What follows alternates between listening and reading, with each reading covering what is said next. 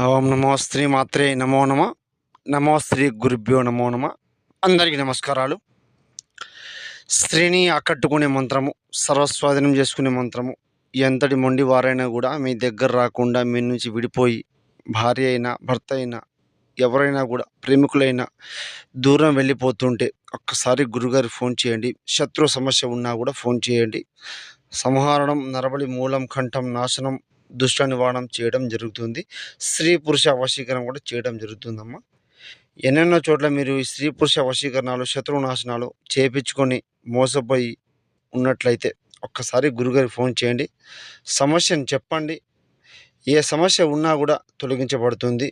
సహనం కంఠం, ఏకం దివే దివే, సంహనం నాశనం, స్త్రీ స్వాధీన మంత్రం చేయడం జరుగుతుంది. ఎంతటి మొండి వారిని కూడా మీకు వశపరచడం జరుగుతుంది.